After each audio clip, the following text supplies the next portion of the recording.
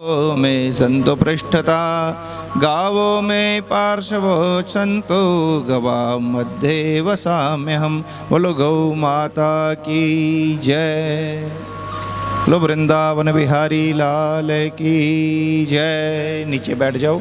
ओम देयं सदा परिभवग्नमभीष्टदोहं तीर्थास्पदं शिवविरञ्चिनुतं शरण्यं भृत्यार्तिहं प्रणतपालभवाब्धिपोतं वन्दे महापुरुषते चरणारविन्दं।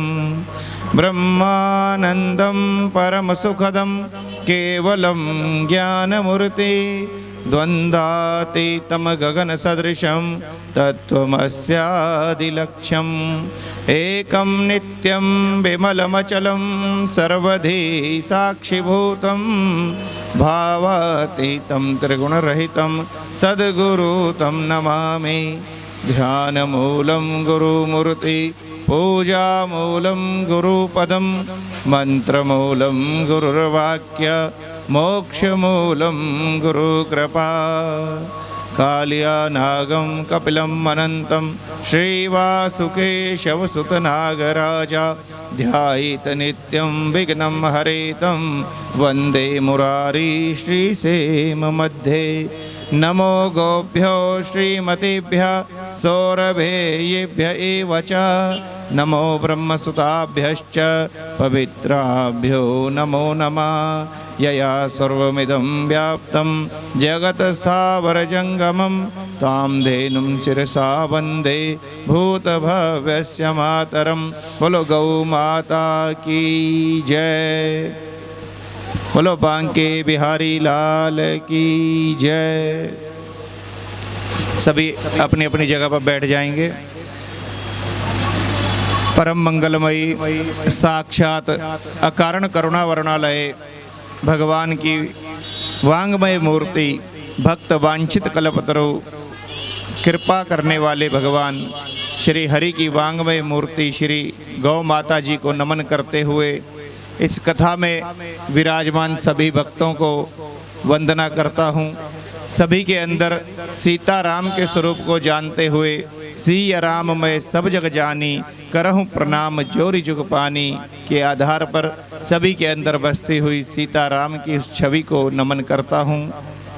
आज इस परम पावन अवसर पर भगवती गौ माता के दिव्य चरित्र को जानने का जो हम सबको अवसर मिला है, इस समुद्र में गोता लगाने का जो हमें अवसर प्राप्त हुआ है, यह सौभाग्य शिव शंकर फैन क्लब की ओर से और कौशल परिवार की ओर से हमें आज प्राप्त हुआ है। इस कथा का मुख्य उद्देश्य यह रखेंगे कि हम आज गाय माता के सत्य चरित्र को पहचान सकें।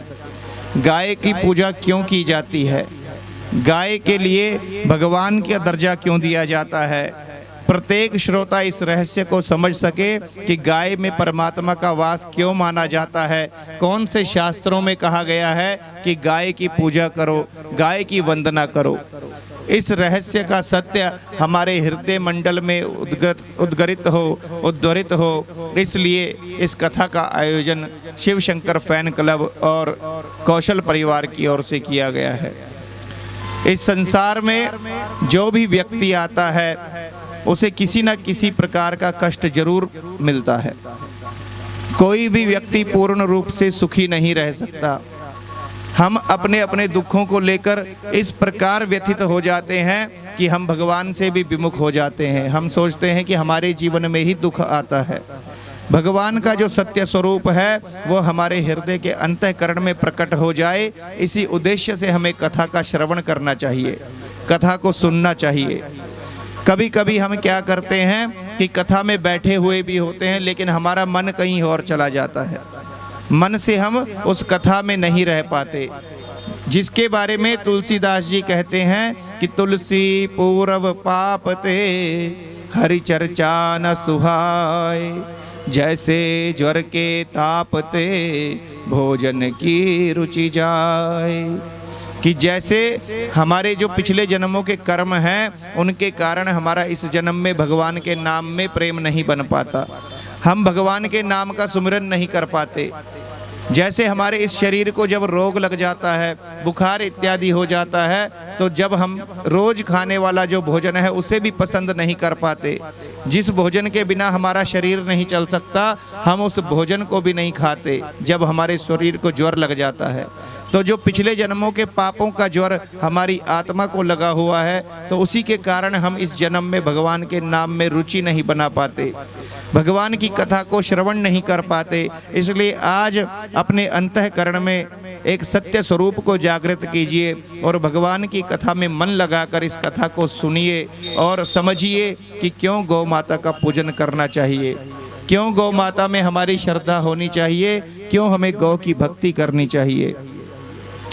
बड़ी मुश्किल से ये मानव तन मिला है, और अगर हम इस मानव तन में भी इस सत्य स्वरूप को ना जान पाए तो हमारा ये जीवन व्यर्थ हो जाता है। हम अपने सुखों के पीछे भागते हैं, हम कहते हैं कि हमारे शरीर को जरा भी कष्ट प्राप्त ना हो, लेकिन जो ये शरीर है, ये संसार है, ये दुखालय है। जो इस संसार में आ जाता है उसे दुख मिलता ही मिलता है। तुलसीदास जी कहते हैं, कोई तन दुखी, कोई मन दुखी, कोई धन बिन रहत उदास, थोड़े थोड़े सब दुखी, बस सुखी राम के दास। तुलसीदास जी कहते हैं कि कोई अपने तन को लेकर दुखी है, कोई अपने मन को लेकर दुखी है, और जिसे तन और मन से सुख मिल जाता है वह धन के प्रति उदास रहता है, वह धन की कामना करते हुए अपने मन को उदास कर लेता है। हर प्रकार के व्यक्ति को कोई ना कोई दुख जरूर होता है, लेकिन जो भगवान के नाम में प्रीति बना लेता है वह अपने आप को संतुष्ट महसूस करता है, सुखी महसूस करता है। इसलिए भगवान के नाम से जुड़ना इतना आवश्यक है कि भगवान का नाम ही हमें इस संसार में सुख दे सकता है और परलोक को भी सुधार सकता है। अब अपने मूल विषय पर आते हैं कि हमें गौ माता का पूजन क्यों करना चाहिए। इस गौ कथा का जो मुख्य उद्देश्य है कि गाय माता का पूजन करना चाहिए, वो हमें क्यों करना चाहिए। तो सबसे पहले हम जानते हैं कि भगवान ने जितने अवतार लिए उन अवतारों में गाय का क्या महत्व था, गाय को उन अवतारों ने किस दृष्टि से देखा।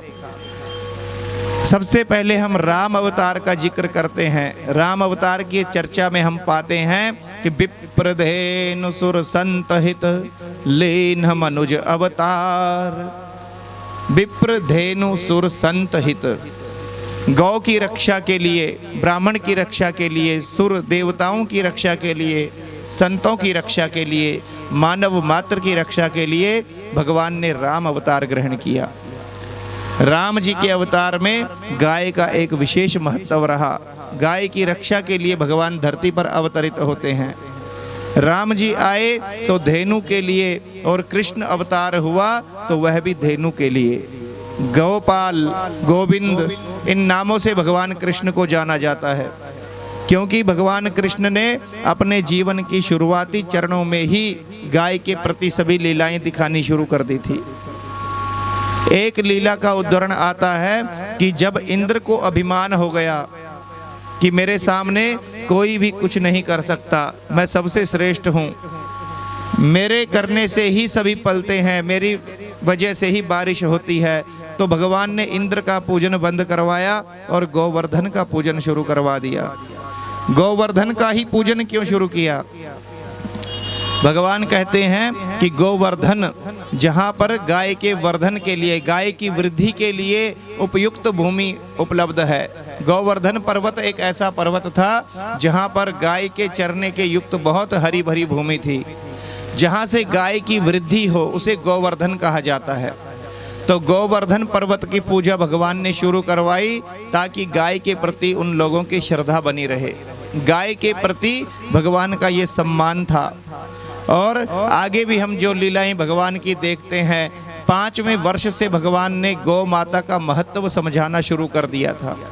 जब भगवान को मिलने के लिए पूतना आती है, जहर देकर भगवान को मारना चाहती है, तो भगवान ने क्या किया कि पूतना को तो सदगति प्राप्त कर दी, प्रदान कर दी, लेकिन जब पूतना के मृत शरीर के ऊपर भगवान बैठे थे तो उनकी माता उन्हें घर लेकर जाती है और सबसे पहले उनकी नज़र उतारने के लिए गाय की पूंछ का झाड़ा उनको देती है। भगवान को गाय की पूंछ से झाड़ा दिया जाता है कि इनकी नज़र उतार दी जाए, और गौमूत्र से उनको स्नान कराया जाता है कि किसी भी प्रकार के जीव जंतु बैक्टीरिया इनके शरीर में लग गए हों, क्योंकि माता के लिए वो एक बालक है और बालक को किसी प्रकार के अगर बैक्टीरिया लग गए हैं तो गौमूत्र का स्नान उनको कराया जाता है कि गौमूत्र के स्नान से इनको पूर्ण रूप से शुद्ध किया जा सकता है। आज भी जब किसी बच्चे की नज़र उतारी जाती है तो गाय की पूंछ का झाड़ा उस बच्चे को दिया जाता है। गाय की पूंछ का झाड़ा देने से उस बच्चे की नज़र भी उतर जाती है और वह निर्भय भी हो जाता है, बच्चे का डर भी समाप्त हो जाता है। जो छोटा बच्चा होता है उसमें भगवान ने कई प्रकार की शक्तियाँ दी हैं, लेकिन हाथों की शक्ति इतना काम नहीं करती, पैरों की शक्ति इतना काम नहीं करती क्योंकि बच्चा छोटा होता है, लेकिन जीभ में इतनी शक्ति होती है कि वो असली और नकली दूध को पहचान लेता है कि जो आपने उसे दूध दिया है वह असली है या नकली है। इसलिए भगवान को मारने के लिए जब पूतना आती है तो उसमें भी भगवान ने गाय के प्रति अपनी श्रद्धा दिखाई, और जब कंस को पता चला कि भगवान ने अवतार ले लिया है और वह गोकुल में निवास करते हैं, गोकुल में ही भगवान का निवास क्यों था? देवताओं ने भगवान का अवतार गोकुल में निर्धारित किया क्योंकि वह जानते हैं कि जो ये आतताई अत्याचारी कंस है जिसने अपने माता पिता तक को बंदी बना डाला, राज्य पाने के लिए अपने पिता को भी बंदी खाने में डाल दिया, ये जो अत्याचारी कंस है इसका अंत करने के लिए ऐसा बालक चाहिए जो गायों के बीच में रह के पलेगा बढ़ेगा, जो गोकुल में रहकर गायों का दूध पिएगा और इतना शक्तिशाली हो जाएगा कि इस कंस के अत्याचारों से मुक्ति दिला पाएगा। इसलिए भगवान का अवतार गोकुल में कराया गया, गोकुल में उनको पलना बढ़ना था ताकि इतना शक्तिशाली हो सके कि कंस को मार दे। उसके बाद जब कंस को पता चला कि ये बालक पैदा हो चुका है जिसके हाथ से उसकी मृत्यु लिखी है, तो कंस ने एक मीटिंग बुलाई आपातकालीन, जिसे गोष्ठी कहा जाता है। आपातकालीन गोष्ठी बुलाई।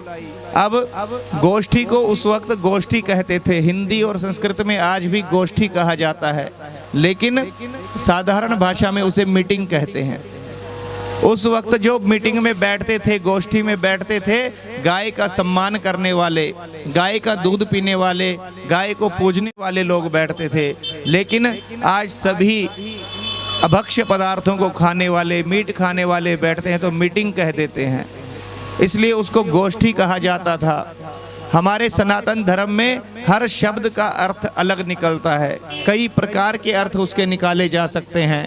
जैसे हमारे घर में जो खिड़की होती है उसको गवाक्ष कहा जाता है, संस्कृत में खिड़की को गवाक्ष कहते हैं। गवाक्ष इसलिए कहा जाता था कि हमारा इस खिड़की से बाहर नजर पड़े और हमारे सामने गाय का ही दर्शन हो। ग्रंथ कहता है कि 33 करोड़ देवी देवता गाय में निवास करते हैं। बाद में ना वेदों से पूछा गया कि आपका क्या मंतव्य है, आप गाय को क्या मानते हैं, तो वेदों से तत्काल जवाब आता है कि माता रुद्राणाम दुहिता वसूनाम स्वसादित्यानाम अमृतस्य नाभिः। वेद कहते हैं कि हे गौ माता, तू रुद्र देवों की माता है, वसुदेवों की कन्या है, रुद्र देवों की माता है, वसुदेवों की कन्या है और आदित्य देवों की बहन है, अमृत की उत्पत्ति का स्थान है। और वेद कह रहा है कि गाय प्राणी मात्र की माता है। वेदों में गाय को माता कहा गया है, इसलिए गाय हमारी माता है। सभी गाय के बारे में क्या कहते हैं, तो महाभारत में आता है गवाम मध्ये वसाम्य हम। महाभारत कहता है कि भगवान को खोजने के लिए कई जगह मनुष्य जाता है, लेकिन भगवान को खोजता है तो उसे भगवान की प्राप्ति हो जाती है। उपनिषदों से पूछा गया कि आप गाय के बारे में क्या मंतव्य रखते हैं, तो उपनिषद कहते हैं जितने उपनिषद हैं वे सारे गाय का ही स्वरूप मात्र हैं। राम कथा में पूछा गया कि राम कथा गाय के बारे में क्या कहती है, तो राम कथा से जवाब आता है राम कथा कवि कामद गाई, कि राम कथा स्वयं कामधेनु गाय का स्वरूप है। सभी ग्रंथ स्वयं को गाय का रूप मानते हैं, वेद गाय को माता मानते हैं, उपनिषद स्वयं को गाय का स्वरूप मानते हैं। शब्द है जो गाय का उच्चारण स्वर है, उसके बारे में भी वेदों में, उपनिषदों में, पुराणों में बहुत महिमा बताई गई है। हमारे शास्त्रों में बताया गया है कि जो अक्षर हम सबसे पहला इस्तेमाल करते हैं, किसी भी ग्रंथ की शुरुआत में जो अक्षर हम शुरू करते हैं वह अक्षर पूरे ग्रंथ के बारे में बता देता है। जैसे रामचरितमानस को लिखते हुए तुलसीदास जी ने व शब्द का इस्तेमाल किया, और जब व्यास जी महाराज ने श्रीमद् भागवत महापुराण की रचना की तो उन्होंने ज शब्द का इस्तेमाल किया। अब इस व और ज शब्द से पूरे ग्रंथ के बारे में पता चल जाता है कि इस ग्रंथ में आगे क्या मिलेगा। जो ये भी कहता है कि संभावितस्य चा कीर्ति मरणादितिरिच्यते, कि जिस व्यक्ति की प्रतिष्ठा है उसका यदि अपमान कर दिया जाए तो उसकी मृत्यु के समान है। प्रतिष्ठित व्यक्ति को अगर अपमानित कर दो तो समझो उसकी मृत्यु हो गई। हम आज किसी गाय को चारा डालते हैं, गाय की सेवा करते हैं, तो एक प्रकार से हम मरी हुई गाय को चारा डालते हैं। क्यों? जिस दिन गाय को पशु कहा गया है उसकी मृत्यु उसी दिन हो गई है। जो आज गाय की सेवा हो रही है वो मरी हुई गाय की सेवा है। जब तक हम गाय को उसका सम्मान वापस नहीं दिलाते, उसकी प्रतिष्ठा वापस नहीं दिलाते, तब तक उस गाय की सेवा नहीं मानी जाएगी। उसको जीवित करना है तो उसको माता का दर्जा कागजों में दिलवाना चाहिए। जब तक गाय को माता नहीं माना जाता तब तक उसको हम जीवित नहीं मान सकते। श्रीमद् भागवत में एक व्याख्यान आता है जिसमें ऋषभ देव जी महाराज अपने 100 पुत्रों को बिठाकर उपदेश देते हैं। अपने 100 पुत्रों को बताते हैं कि तपो दिव्यम पुत्र का येन सत्वम, कि अरे पुत्रों, तप वह है जिससे सत्व गुण की उत्पत्ति हो, तुम्हारे जीवन में सत्व गुण पैदा हो जाए। और सत्व गुण की जो खान है वो कौन है? गाय। सत्व गुण की खान सात्विक श्रद्धा धेनु सुहाई, सत्व गुण की खान गाय को कहा गया है। और भगवान कृष्ण ने गीता में कहा है कि सत्वात संजायते ज्ञानम, कि सत्व गुण कहाँ से आएगा? ज्ञान से। सत्व गुण, ज्ञान, तप, ये सभी गाय से जुड़े हुए हैं। और गाय ही नहीं रहेगी तो ना सत्व गुण रहेगा, न ज्ञान रहेगा, न तप रहेगा, न पूजा पाठ रहेगा। क्योंकि जब आपके 16 संस्कार ही विलुप्त हो जाएंगे तो आपका भगवान से जो जुड़ाव है, जो लगाव है, वो धीरे धीरे हटता जाएगा और आप अपने धर्म को भूलते जाएंगे। इसीलिए विधर्मियों ने सबसे पहले गाय को ही निशाना बनाया है। गाय को हमारे परिवारों से दूर किया है, क्योंकि हमारी सनातन संस्कृति का जो है सीधा संबंध पहले गाय से है। मुगल काल में भी इस देश में गाय का पूर्ण सम्मान होता था। मुगल काल के समय में इस देश में पूर्ण रूप से गाय का सम्मान हमारे घरों में, परिवारों में होता था। उस समय की एक चिट्ठी आज भी इंटरनेट पर उपलब्ध है, जिसमें जिस बाबर ने राम मंदिर को तोड़ा था उसने अपने बेटे हुमायूं को पत्र लिखा कि बेटे, तुमने अगर हिंदुस्तान पर राज करना है तो हिंदुस्तानियों के साथ कुछ भी करो, लेकिन गाय के साथ कोई छेड़छाड़ मत करना।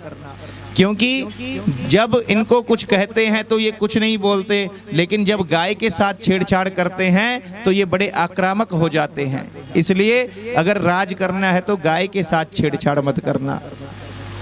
विडंबना देखिए कि मुगलों को भी पता था कि हमारे जीवन में गाय का क्या महत्व है, तो उन्होंने गाय को धीरे धीरे हमसे दूर करने की कोशिश की। हमारे दिमाग में ये डालना शुरू किया कि जिसके घर में गाय है वह पिछड़ा हुआ परिवार है। लेकिन यदि हम अपने पीछे के इतिहास में देखते हैं कि जिन घरों में गाय रखी जाती थी उनको आगे का जीवन नौकरियों के लिए नहीं ढूंढना पड़ता था, नौकरियों के लिए भटकना नहीं पड़ता था। उन्हें एकदम से बोला कि आप हमारी माता हैं, इस जगत की माता हैं। तो माता का दर्जा राजा पृथु ने गाय माता को दिया। जैसे ही राजा पृथु ने माँ बोला तो देवताओं का राजा इंद्र आया और उसने भी बोला माँ। दैत्यों का राजा बलि आया, उसने भी बोला माँ। मनुष्यों की ओर से मनु आया, उसने भी बोला माँ। इसलिए सभी सज्जनों से अनुरोध है कि आप भी इस जागृति को मन में लाएं कि गाय हमारी माता है। क्या है गाय हमारी? हमने गाय को मन से माता मानना है ताकि हम अपने मन को सच का स्वरूप दिखा सकें, क्योंकि सिर्फ सुनी सुनाई बातों से अगर हम माता मानते हैं तो हमारा वो श्रद्धा और विश्वास अटूट नहीं हो पाता। लेकिन जब हमें पता होगा कि क्यों इसको माता माना जाता है तो हमारा जो श्रद्धा और विश्वास गाय के प्रति है वह अटूट हो जाता है। और इतनी बड़ी संख्या में जब लोग गाय को माता मानते हैं तो एक ना एक दिन भारत सरकार भी अपने संविधान में संशोधन करके गाय को माता मानेगी। निवास करने की जरूरत क्या थी? गाय के अंदर सार रूप में समाहित होने की जरूरत क्या थी? तो बताया जाता है कि किसी भी प्रकार का कोई शास्त्र है, पुराण है, जब हम उसको सुनते हैं तो उसका सार मात्र सुनने से ही हमें फल प्राप्त होता है। जब सूत जी महाराज कथा सुना रहे थे तो शौनकादि ऋषियों ने भी उनसे कहा कि सूताख्या ही कथा सारम मम कर्ण रसायनम, कि हे सूत जी आप हमें कथा का सार सुनाइए। कथा के सार से ही यदि किसी ने जीवन में गौ सेवा की है तो गाय की पूंछ पकड़कर उस वैतरणी नदी को पार किया जाता है। तुलसीदास जी से लोगों ने पूछा कि कौन सा समय सबसे अच्छा है, किस समय पूजा पाठ करना चाहिए, अपना संध्या वंदन इत्यादि करना चाहिए। तो तुलसीदास जी कहते हैं धेनु धूरि बेला विमल सकल सुमंगल मोल, कि जिस समय धेनु धूलि बेला विमल, कि जिस समय गाय के चरणों की धूल उड़ रही हो। जब गाय चारा चरने के बाद घर की ओर आती हैं तो उनके चरणों की जो धूल है जब वह उड़ रही हो तो वह सबसे उत्तम समय कहा गया है, जिसे गोधूली वेला भी कहा जाता है। उसको तुलसीदास जी ने सबसे उत्तम समय कहा गया है किसी भी पुण्य कार्य को करने के लिए। अब सूक्ष्म रूप से हम सभी जान गए हैं कि जो हमारे 16 संस्कार हैं वह गाय के बिना संपादित नहीं हो सकते। और हमारा शास्त्र कहता है, गीता में लिखा हुआ है कि यह शास्त्रम विधि मुत्सृज्य वर्तते काम कारता न स सिद्धिम वापनोति न सुखम न परम गति, कि जो भी कार्य बिना विधि से होता है, किसी भी शास्त्र संपादित कार्य को यदि हम बिना विधि के करते हैं तो उसका ना तो हमें फल मिलता है और ना ही उससे कोई सुख प्राप्त होता है, ना ही गति की प्राप्ति होती है। तो जब हमारे जीवन में गाय ही नहीं रहेगी तो हम अपने संस्कारों को विधि पूर्वक कैसे करेंगे, और जब विधि पूर्वक नहीं करेंगे तो उनका फल हमें कैसे प्राप्त होगा, और जब फल ही प्राप्त नहीं होगा तो व्यक्ति अपने धर्म से अपने आप ही हटता जाएगा। इसीलिए विधर्मियों ने सबसे पहले गाय को ही निशाना बनाया है। नैमिषे निमिषेत्रे ऋषयः शौनकादया सत्रम स्वर्गाय लोकाया सहस्त्र सममासत। नैमिषारण्य की पावन भूमि पर सूत जी और शौनकादि ऋषियों ने बहुत लंबा समय के लिए संवाद किया। लगभग 1000 वर्ष तक 88,000 शौनकादि ऋषि सूत जी से कथा सुनते रहे, जिन कथाओं को आज हम अलग अलग पुराणों की कथाओं के रूप में देखते हैं। जिसमें सत्यनारायण की कथा भी आप सुनोगे तो उसमें भी नैमिषारण्य की भूमि में शौनकादि ऋषि सूत जी से वह कथा सुनते हैं। कोई ना कोई व्यक्ति सवाल करता है और दूसरा व्यक्ति उसका जवाब देता है, तब जाकर कथाएं समाज के बीच में आती हैं। माता पार्वती ने प्रश्न किया और शंकर भगवान ने जवाब दिया तो एक ग्रंथ बन गया रामायण। सुखदेव जी ने जवाब दिया और परीक्षित जी के सवाल थे तो एक ग्रंथ बन गया श्रीमद् भागवत महापुराण। किसी भी व्यक्ति के सवाल जवाब से ग्रंथों की रचना हो जाती है। अर्जुन ने प्रश्न किए और कृष्ण भगवान ने उनके जवाब दिए तो श्रीमद् भगवत गीता का निर्माण हो गया। गरुड़ जी ने प्रश्न किए और श्री हरि ने उत्तर दिए, गरुड़ पुराण का निर्माण हो गया। एक श्रोता और एक वक्ता हो तो भी कई प्रकार की चर्चाएं हो जाती हैं। इसलिए अपने अंदर वो सामर्थ्य बनाइए कि जो बात आपको पता नहीं है वह जरूर पूछिए। जिस व्यक्ति को वो बात पता है उसके सामने उसका प्रश्न रखिए और उस प्रश्न का उत्तर उनसे पाइए। जब आप प्रश्न करेंगे तब आपको जवाब मिलेगा, और जब जवाब मिलेगा तो आप जानना शुरू करोगे, और जब जानना शुरू करोगे तो उससे आपकी प्रीति बढ़ती जाएगी, अपने धर्म में आपका विश्वास अटल होता जाएगा, और जब विश्वास अटल होता है तभी आपको उसका पूर्ण फल मिलता है, तभी भगवान की पूर्ण कृपा आपके ऊपर हो सकती है। जब आप किसी भी प्रकार से अपने धर्म के प्रति कोई शंका नहीं रखेंगे, गाय के प्रति आपकी शंकाएं दूर होंगी, तब आपको उसकी पूर्ण फल की प्राप्ति होगी। आज का समय कैसा है कि आज हम धर्म स्थानों में, मंदिरों में सोना या चांदी लगाने में ही तत्पर रहते हैं कि जहाँ जितना सोना लगा होगा वहाँ उतने लोग दर्शन करने जाएंगे। हमारा भगवान से कोई संबंध नहीं रहा, हम उस सोने के दर्शन करने जाते हैं कि यहाँ पर इतना चढ़ावा होता है, यहाँ भी दर्शन कर लो। हमें उस भगवान की मूर्ति के दर्शन नहीं चाहिए, हम उस जगह की प्रसिद्धि के दर्शन करने जाते हैं। लेकिन जितने भी हमारे अवतार हुए हैं, भगवान के जितने भी अवतार धर्म की रक्षा के लिए हुए हैं, किसी भी अवतार ने किसी मंदिर में या धर्म स्थान में सोना या चांदी नहीं लगाया। आप सभी इतिहास को देखेंगे तो अयोध्या के राम मंदिर में सोना लगा था, गुजरात के सोमनाथ मंदिर में सोना लगा था, मथुरा के कृष्ण मंदिर में सोना लगा था, काशी विश्वनाथ मंदिर में सोना लगा था। क्या हुआ इनका? इन सबको विधर्मियों ने लूट लिया। सोना ना मंदिर के काम आया, ना जनता के काम आया, ना उस देश के काम आया। ये सब विधर्मियों ने लूट लिया और आतताई होकर सबके ऊपर हावी हो गए। भगवान कहते हैं किसी धर्म स्थान को सोने चांदी की आवश्यकता नहीं है। भगवान कृष्ण ने अपने जीवन में सोना लगाया तो एक ही जगह पर लगाया, स्वर्ण श्रृंगी रौप्य खुरी कृष्ण धेनु पयस्विनी। एक जगह पर कहाँ लगाया? गाय के सींग में। गाय का जब दान किया जाता है तो गाय के सींग को सोने से सुशोभित किया जाता है। तो भगवान कहते हैं अगर पूजा करनी है तो गाय की पूजा करो, गाय को सम्मान दो, गाय का संरक्षण करो, गाय का श्रृंगार करो, जो तुम्हारे घर को चलाएगी, जो तुम्हें बीमारियों से दूर करेगी, तुम्हें अमृत देगी, तुम्हारे जीवन को सुख शांति से भर देगी। उस गाय का पूजन करो। दीवारों पर किसी सोने चांदी के लेप से हमें कुछ प्राप्त नहीं होगा। भगवान के दर्शन करने भी जाते हो तो भगवान से मनोकामना आंख बंद करके ही करते हो।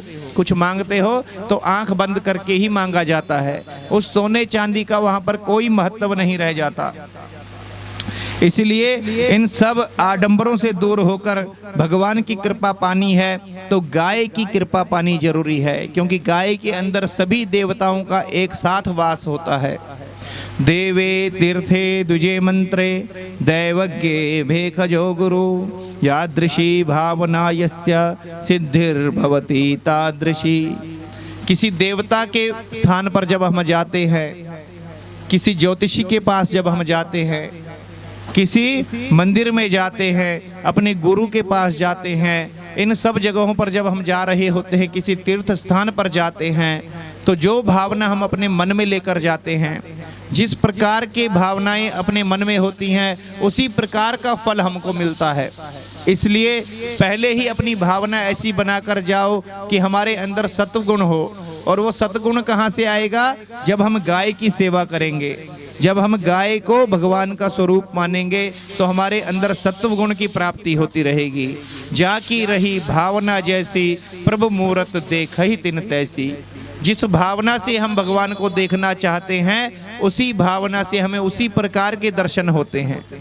महाभारत के युद्ध में किसी ने भगवान कृष्ण के अंदर मित्र को देखा, किसी ने उनके अंदर भगवान को देखा और किसी ने उन्हीं के अंदर काल देखा। जिसकी जैसी भावना थी उसी ने उसी प्रकार के दर्शन किए। कई बार हम लोग क्या करते हैं, किसी तीर्थ स्थान पर जाते हैं और अपने अंदर के अहंकार को, तमोगुण को हम वहाँ पर भी नहीं छोड़ पाते। कई लोग कहते हैं कि हम हरिद्वार गए थे, स्नान किया और वापस आए, लेकिन जब से हम वापस आए हैं तब से बहुत परेशान हैं, तब से हमारे घर में समस्याएं ज़्यादा हो गई। अब शास्त्र के अनुसार अगर देखें तो शास्त्र कहता है कि हरिद्वार इत्यादि तीर्थों में जब हम स्नान करने जाते हैं तो वहाँ पर जो हम समय बिताते हैं उस कार्य का, उस कर्म का हमें लाखों गुना फल प्राप्त होता है। ओम जय जगदीश हरे, स्वामी जय दीनानाथ हरे। भक्त जनों के संकट, दास जनों के अवगुण, बंसरी वाला दूर करे। हरि ओम जय जगदीश हरे। जो ध्यावे फल पावे, दुख बिन से मन का, स्वामी दुख बिन से मन का। सुख संपत्ति घर आवे, धन आनंद घर आवे। कष्ट मिटे तन का। हरि ओम जय जगदीश हरे। मात पिता तुम मेरे, शरण पढ़ूँ मैं किसकी, स्वामी शरण पढ़ूँ मैं किसकी। तुम बिन और न दूजा, प्रभु बिन और न दूजा। आस करूँ मैं जिसकी। हरि ओम जय जगदीश हरे। तुम पूर्ण परमात्मा, तुम अंतरयामी, स्वामी तुम अंतरयामी। पार ब्रह्म परमेश्वर, पार ब्रह्म जगदीश्वर, तुम सबके स्वामी। हरि ओम जय जगदीश हरे। तुम करुणा के सागर, तुम पालन करता, स्वामी तुम रक्षा करता। मैं मूर्ख खल कामी, मैं सेवक तुम स्वामी। कृपा करो भरता। हरि ओम जय जगदीश हरे। तुम हो एक अगोचर, सबके प्राणपति, स्वामी सबके रक्षपति। किस विध मिलहूँ दयामय, किस विध मिलहूँ कृपामय, तुमको मैं कुमति। हरि ओम जय जगदीश हरे। दीन बंधु दुख हरता, ठाकुर तुम मेरे, स्वामी रक्षक तुम मेरे। अपने हाथ उठाओ, जय कर शरण लगाओ, द्वार पड़ा मैं तेरे। हरि ओम जय जगदीश हरे। विषया विकार मिटाओ, पाप हरो देवा, स्वामी कष्ट हरो देवा। श्रद्धा भक्ति बढ़ाओ, श्रद्धा प्रेम बढ़ाओ, संतन हरि सेवा। हरि ओम जय जगदीश हरे। तन मन धन सब कुछ है तेरा, स्वामी सब कुछ है तेरा। तेरा तुझको अर्पण, प्रभु जी का प्रभु को समर्पण, क्या लागे मेरा। हरि ओम जय जगदीश हरे।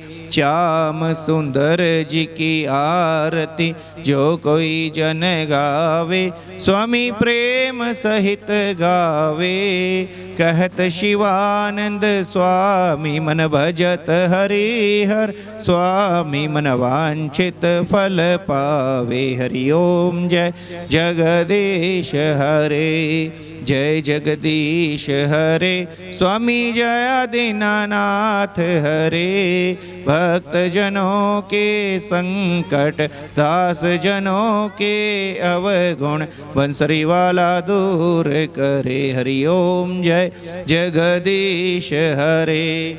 ओम आरतिक्यां देवान् प्रदर्शयेत्। ओम शांति शांति शांति। ओम कर्पूर गौरम करुणावतारम संसारसारम भुजगेन्द्रहारम सदा वसंतं हृदयारविंदे भवं भवानी सहितं नमामि। ना लो आज्ञा। ये भोजन चाखो प्रभु ये अमृत हो जाए, अमृत भोजन चाख के तेरा दास अमर हो जाए।